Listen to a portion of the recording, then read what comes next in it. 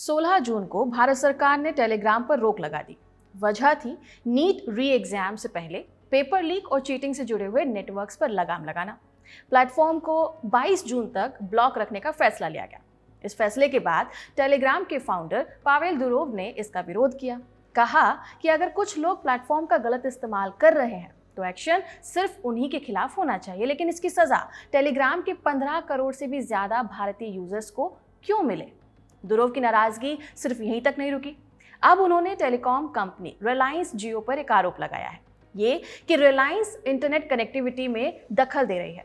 Social media platform x पर की गई एक पोस्ट में दुरोव ने लिखा कि रिलायंस की वजह से न सिर्फ भारत बल्कि दुनिया के कई देशों जैसे कि यूएई में लोगों को टेलीग्राम इस्तेमाल करने में दिक्कत हो रही है। उनका आरोप है कि इसके लिए इंटरनेट की रूटिंग सिस्टम में गड़बड़ी की गई, जिसे बीजीपी हाईजैकिंग कहा जाता है। और ये गलती नहीं लगती क्योंकि कई बार शिकायत करने के बाद भी इसे ठीक नहीं किया गया। दुरोव के मुताबिक ऐसा इसलिए हो रहा है क्योंकि रिलायंस और मेटा बिजनेस पार्टनर्स हैं। मेटा के पास फेसबुक, इंस्टाग्राम और व्हाट्सएप है, इसलिए उन्हें शक है कि टेलीग्राम को पीछे करने और व्हाट्सएप को आगे बढ़ाने के लिए ऐसा किया गया हो। दुरोव के इन आरोपों के बाद अब सवाल उठने शुरू हो गए हैं कि क्या कोई कंपनी इंटरनेट ट्रैफिक को डाइवर्ट कर सकती है। आखिर बीजीपी हाईजैकिंग होती क्या है, ये काम कैसे करती है और क्या ऐसा पहले भी कभी हुआ है।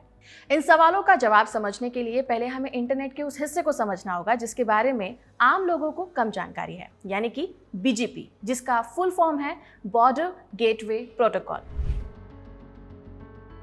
असल में इंटरनेट दुनिया भर में फैले हजारों लाखों छोटे बड़े कंप्यूटर नेटवर्क्स का एक जाल होता है। इसे किसी एक कंपनी या सरकार ने नहीं बनाया है, बल्कि अलग अलग टेलीकॉम कंपनीज जैसे कि जियो और Airtel, data centres, cloud companies और यूनिवर्सिटीज, ये सब अपने अपने नेटवर्क्स चलाते हैं।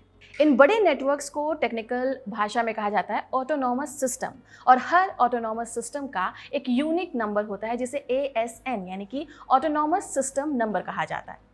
जब आप घर बैठे अपने फ़ोन से YouTube देखते हो, ऐप पर मैसेज भेजते हो या गूगल पर कुछ सर्च करते हो, तो आपका डेटा इन्हीं नेटवर्क्स के रास्ते हज़ारों किलोमीटर दूर मौजूद जो भी सर्वर है वहाँ तक पहुँचता है और फिर वापस आता है। यहाँ एक सवाल आता है कि इंटरनेट को आखिर पता कैसे चलता है कि किसी और ऐप तक पहुँचने का सही रास्ता कौन सा है। तो इसका जवाब है बॉर्डर गेटवे प्रोटोकॉल यानी कि BGP। BGP को अक्सर इंटरनेट का GPS कहा जाता है। जिस तरह गूगल मैप्स आपको दिल्ली से मुंबई जाने का रास्ता बताते हैं, उसी तरह से BGP इंटरनेट के डेटा को बताता है कि उसे किस रास्ते से गुजरना है। फर्क सिर्फ इतना है कि गूगल मैप सड़कें दिखाता है, जबकि BGP नेटवर्क्स के बीच रास्ते तय करता है। इंटरनेट पे मौजूद हर बड़ा नेटवर्क लगातार दूसरे नेटवर्क को इन्फॉर्मेशन देता है कि कौन कौन से IP एड्रेस उसके पास है और वहां तक पहुंचने का सबसे अच्छा रास्ता क्या है। अब ये BGP और नेटवर्क एक साथ मिलकर काम करते हैं।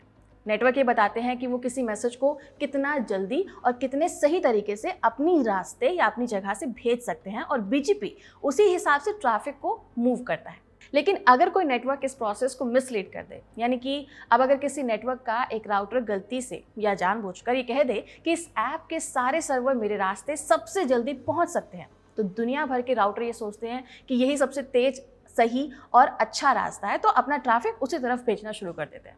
लेकिन असल में वो रास्ता सही नहीं हो सकता है।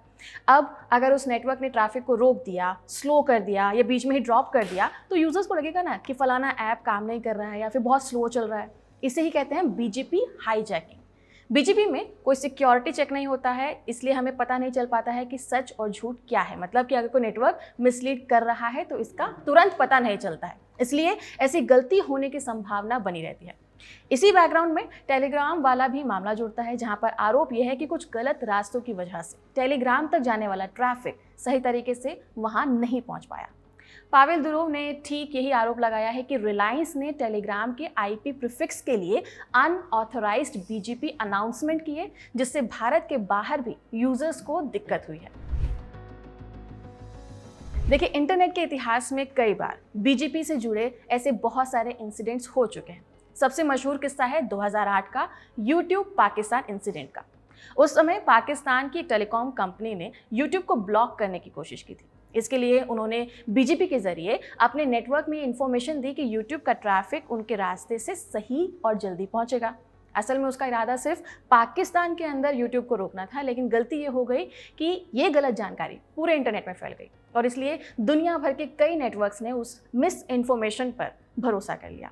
नतीजा ये हुआ कि कुछ समय के लिए यूट्यूब सिर्फ पाकिस्तान में नहीं बल्कि दूसरे देशों में भी सही से काम नहीं कर पाया था। इसके बाद भी ऐसे बहुत सारे मामले हुए हैं, जैसे कि 2018 में इंटरनेट हैकर्स ने अमेज़ॉन के सर्वर को हैक कर लिया था। अमेज़ॉन की एक सर्विस है रूट 53 जो वेबसाइट्स के नामों को सही सर्वर तक पहुंचाने में मदद करती है। हैकर्स ने ट्रैफिक को अमेज़ॉन की जगह अपने रूट पर भेजना शुरू कर दिया था। इसका असर खासकर क्रिप्टो करेंसी सर्विस पर पड़ा और कुछ लोगों को काफ़ी फाइनेंशियल लॉस भी हुआ। ध्रुव के रिलायंस पर लगाए गए ये आरोप फिलहाल साबित नहीं हुए हैं। ये जांच का मुद्दा है और ऐसे मामलों की जांच आमतौर पर इंटरनेट रजिस्ट्रेशन बॉडीज जैसे कि APNIC, RIPE, साइबर सुरक्षा एजेंसियां और बड़ी नेटवर्क मॉनिटरिंग कंपनियां मिलकर करती हैं। ये लोग इंटरनेट ट्रैफिक और BGP जो रूटिंग डेटा है उसको देखकर ये जांच करते हैं कि कहीं किसी नेटवर्क ने गलत तरीके से ट्रैफिक को मोड़ा तो नहीं है या कोई मिस कॉन्फ़िगरेशन जो होता है वो तो स्प्रेड नहीं किया है।